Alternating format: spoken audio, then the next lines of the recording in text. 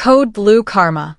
I arrived at the hospital at 6:45 a.m., like I did every Tuesday. The parking lot was half empty, the sky still dark.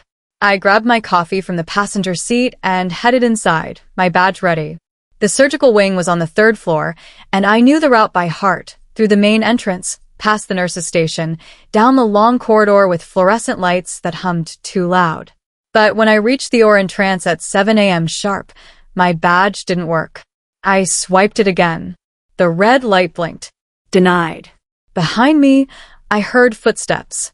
It was the chief surgery officer, Dr. Marcus Webb. He stood there with his arms crossed, two security guards flanking him like bookends. "There's been a change," he said. His voice was calm, almost friendly. "You're not touching another case." My stomach dropped. "What are you talking about?" "You're locked out. Effective immediately." I looked at the guards. They wouldn't meet my eyes. "On whose authority?" I asked. He smiled, thin and cold. "Mean it." The residents were gathering for morning rounds. I could see them through the glass doors, their scrubs crisp and blue, their faces curious.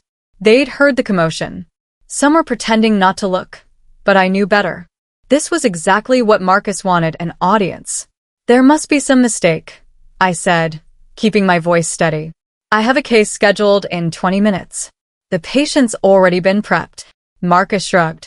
"Dr. Hammond will cover it." "Hammond? He's never done that procedure." "Then it's a learning opportunity." One of the residents whispered something to another. I saw her glance at me, then quickly look away. My face burned. This wasn't just about locking me out. This was about humiliation. This was about making sure everyone knew I'd been stripped of my authority.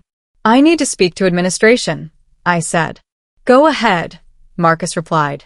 "But your badge stays inactive." The security guards shifted their weight. I realized then that this wasn't a temporary glitch or a misunderstanding. This was deliberate, planned, executed with precision. I went straight to IT. The department was tucked away in the basement, a windowless maze of cables and humming servers. I found Kyle at his desk, surrounded by monitors displaying access logs and system alerts. "My badge isn't working," I said. "Can you check what happened?" Kyle typed for a moment, his fingers flying across the keyboard. Then he frowned. "That's weird," he said. "It shows a manual override. Someone locked you out from an admin console." "Can you see who did it?" He clicked through several screens. No username logged, but it came from one of 3 terminals. Only senior administrators have access to those. "Which 3?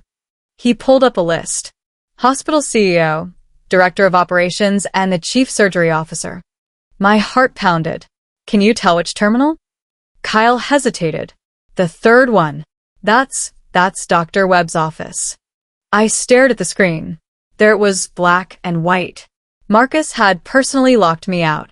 I sat in my car in the parking garage, trying to think. Why would Marcus do this? We'd had our disagreements, sure, but nothing that warranted this level of retaliation. Then it hit me. Last week.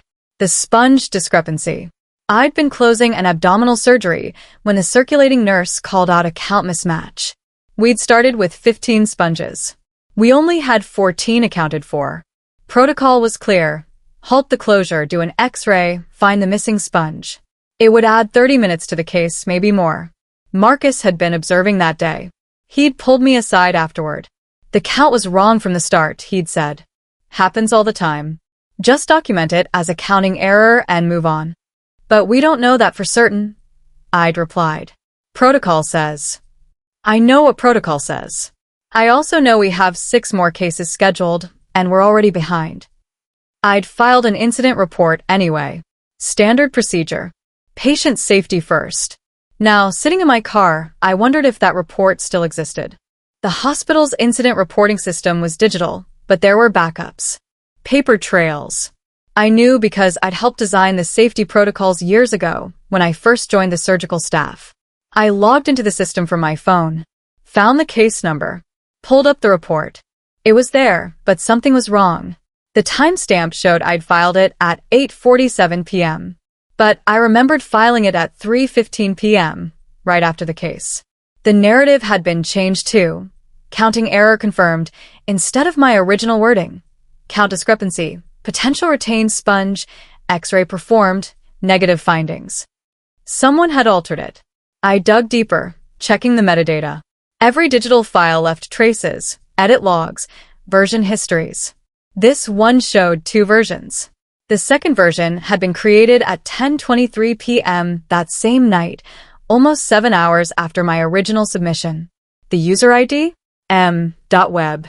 Marcus had gone into the system and changed my report. That wasn't workflow adjustment. That was falsification. I took screenshots of everything. I knew the rules. Any documentation falsification, any potential patient safety issue, these weren't optional reports. They were mandatory. The hospital had statutory obligations. Once certain triggers were hit, the reporting chain activated automatically, whether anyone wanted it to or not. I drafted a safety escalation. I kept it clinical factual. No names in the body, just case numbers and evidence. I attached the screenshots showing the altered timestamps and the metadata trail. Then I submitted it through the formal channel. The system sent an automatic confirmation. Your escalation has been received and forwarded to risk management, legal, and compliance, per hospital policy. My phone buzzed 30 seconds later. An email from legal. We have received your escalation. An investigation has been initiated. Please do not discuss this matter with anyone until contacted by our office. Another buzz. This one from compliance. Statutory reporting obligations have been triggered. External notifications will proceed per regulatory requirements. I sat back in my chair. There was no taking this back now. The wheels were in motion. By mid-morning, I was sitting in a conference room with the hospital's compliance officer, a sharp woman named Victoria Hayes. She had printed reports spread across the table, each one marked with yellow highlighter. Your badge access, she said. When did that happen? This morning. 7 Uhr a.m. She made a note. And you filed your safety escalation at 8:34 a.m.? Yes. Do you know that 2 other surgeons have filed similar complaints in the past 6 months? I blinked. No. Who? I can't share names yet, but both involved concerns about procedural shortcuts and both experienced complications afterward. One was reassigned to a different service. The other resigned. Were their badge accesses revoked too? Victoria pulled up something on her laptop. Yes. Both of them. Same manual override process. Same admin console. Marcus, I said. She didn't confirm it, but she didn't need to. We're widening the scope of the investigation. This appears to be a pattern. The investigation moved fast. By afternoon, Victoria had pulled in the sterile processing department for interviews. These were the people responsible for cleaning, sterilizing, and preparing surgical instruments. If shortcuts were happening, they'd know. I wasn't allowed in the interviews, but Victoria briefed me afterward. They admitted to turnover shortcuts, she said. When cases ran late or when there were too many scheduled, they'd sometimes skip verification steps to keep things moving. They were told it was acceptable within reason. Who told them that? Supervisors. But the supervisors said they were responding to pressure from above. From Marcus. Among others, yes. She showed me photos on her tablet. Surgical trays with instruments that hadn't been properly sterilized. Documentation that had been backfilled. Dates and signatures added after the fact to meet quality metrics. This is bad, I said quietly. It's worse than bad, Victoria replied. This is systemic. The legal team found the emails that same afternoon. Marcus had been sending directives to department heads for months, all with the same language. Proceed within reason. Use clinical judgment. We trust your expertise. It sounded innocuous on the surface. But in context, everyone knew what it meant. Cut corners, move faster. Don't let protocols slow you down. The hospital's external legal counsel reviewed the emails and flagged them immediately. This is reckless endangerment language, the attorney told me during a brief meeting.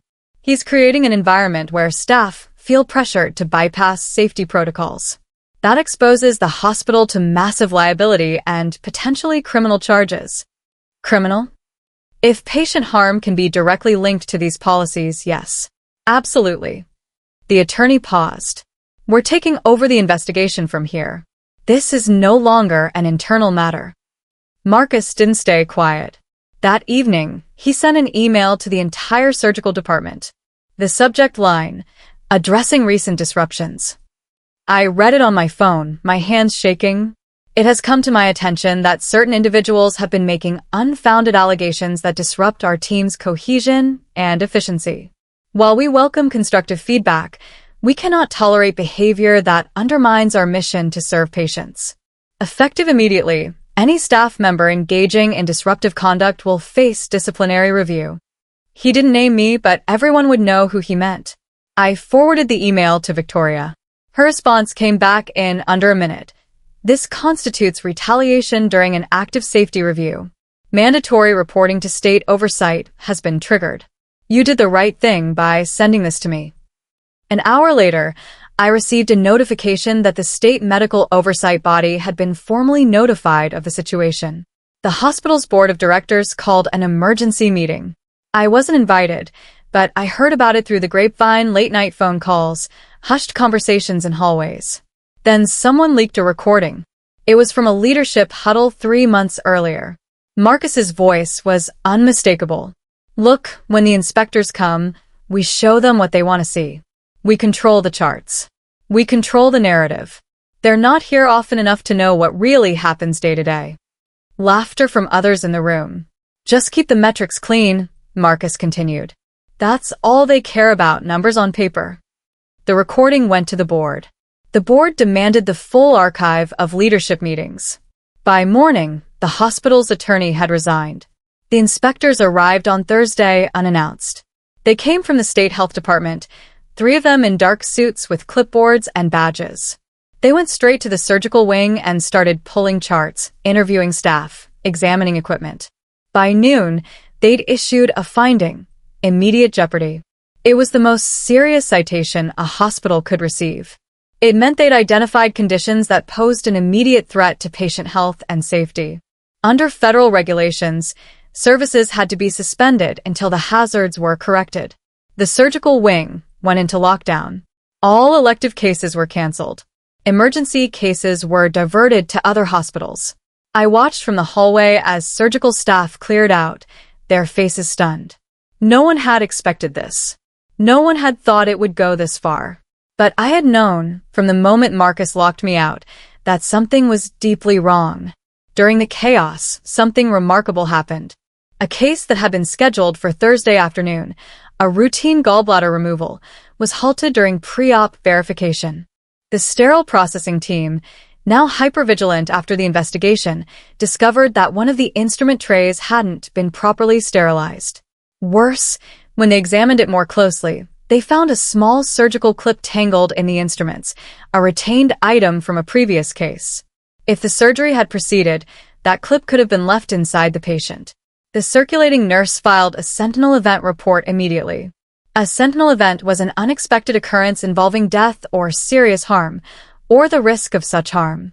These triggered automatic notifications to regulators and accrediting bodies. The hospital couldn't hide this. The report bypassed all internal channels and went straight to external authorities, including law enforcement. Friday morning, 2 detectives from the county prosecutor's office showed up at the hospital. They met with the compliance team, reviewed the evidence, interviewed key personnel. Sentinel events that involved potential criminal negligence weren't just medical issues. They were legal ones. I gave my statement that afternoon. I walked them through everything. The sponge discrepancy, the altered report, the lockout, the emails, the sterile processing shortcuts. I showed them the screenshots, the metadata, the access logs. One detective took notes while the other recorded our conversation. Has Dr. Webb attempted to contact you? The first detective asked. Not yet. If he does, don't meet with him alone. And document everything. They left their cards. Marcus called me that night. His number showed up on my phone at 9:47 p.m. I almost didn't answer, but curiosity won. Hello. We need to talk. His voice was different now, lower, controlled, almost pleading. About what? About this situation. I think there's been some misunderstanding. If we could just sit down, clarify things informally, I'm sure we could work this out. Informally. Yes. Just the two of us. Clear the air. I thought about what the detective had said. If you want to discuss this, I need everything in writing. Send me an email detailing exactly what you want to clarify. Silence on the line. Please, I added. For both our protection. He hung up. The email arrived at 6:23 a.m. Saturday morning. I read it twice, then forwarded it to Victoria and the detectives without adding any commentary. Marcus had written, I recognize that in recent months, operational pressures may have led to some decisions that, in retrospect, warrant reconsideration. Specifically, there were instances where I encouraged teams to proceed with cases despite incomplete sterility verification, believing that the risk was minimal and that patient care would be better served by avoiding delays. I understand now that this judgment may have been flawed. Victoria's response: this is an admission of negligence. Forward to legal immediately. The detective's response: this adds potential criminal exposure.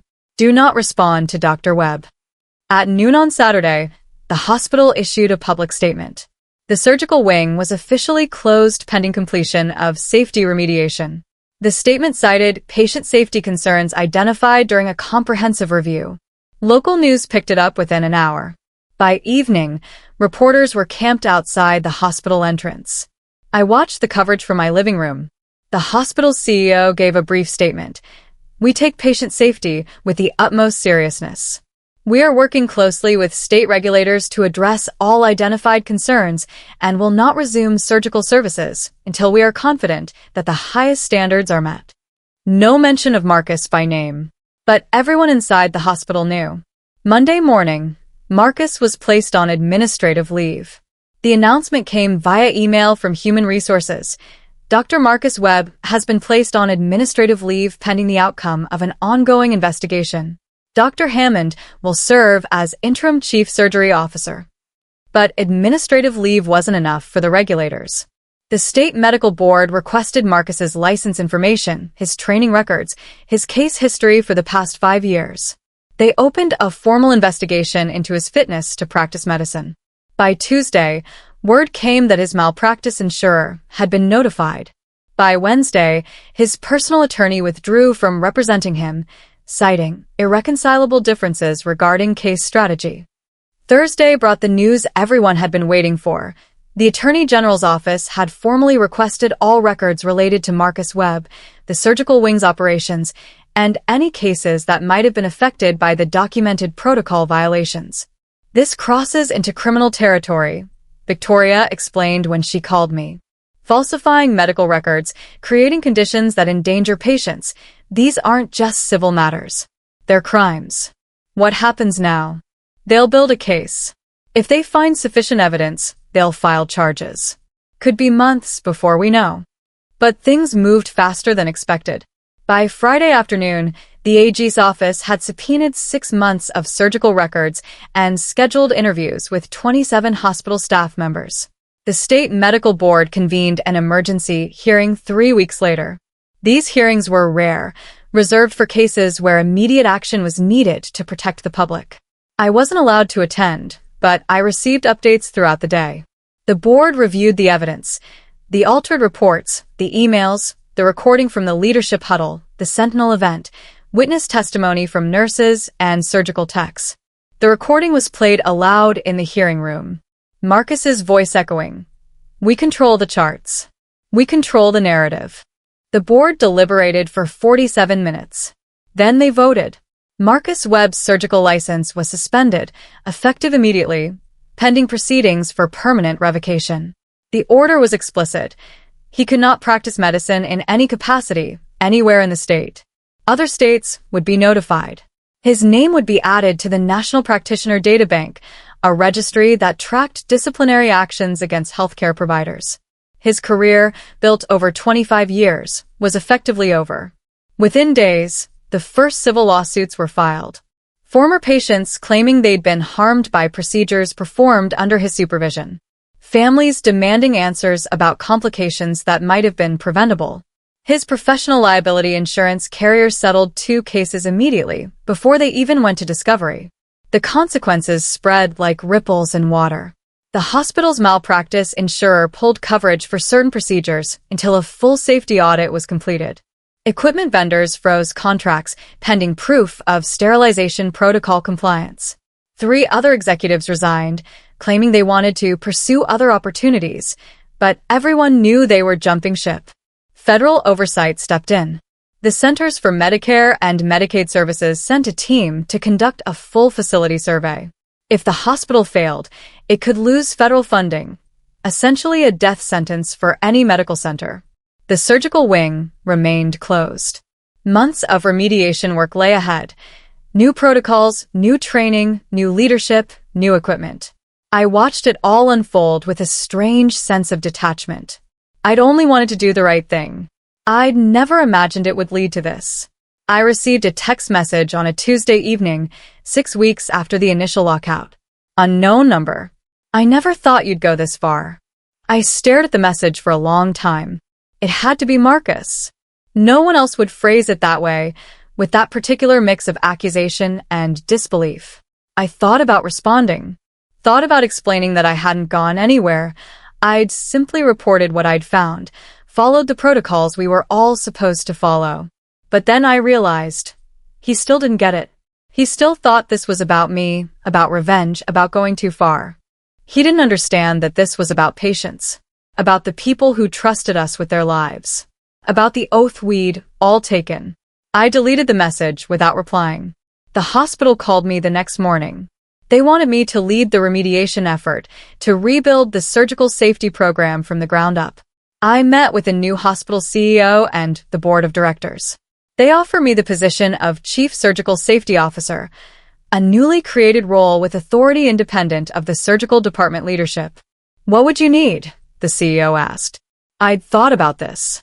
Direct access to regulators. Independent reporting authority. No interference from operations or administration when safety concerns arise. And absolute transparency. If I find problems, I report them, regardless of who's involved or how it affects hospital metrics. They looked at each other.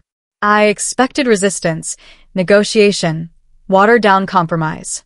Instead, the CEO nodded. Agreed. All of it. They drew up the contract that afternoon. I signed it that evening. The next morning, I walked back into the OR complex for the first time since the lockout. The surgical wing was quiet. Construction crews were renovating the sterile processing area. New equipment sat in crates, waiting to be installed. The hallways that had once buzzed with activity now echoed with my footsteps. I stood in the exact spot where Marcus had locked me out, where my badge had failed, where he'd said with that cold smile, "You're not touching another case." He'd meant it as an ending, as punishment, as a demonstration of power. But he'd miscalculated. He'd thought his authority was absolute, that he could bend the rules because he was in charge, that no one would challenge him. He'd locked me out at 7 a.m. to protect himself, to silence concerns, to maintain control. By noon that same day, the wing was closed, not because of me, but because of him. Because of the shortcuts he'd encouraged, the protocols he'd ignored, the culture he'd created. And by the end of the week, his career was finished. I looked around the empty corridor. There was so much work to do. Protocols to rewrite. Staff to retrain. Trust to rebuild.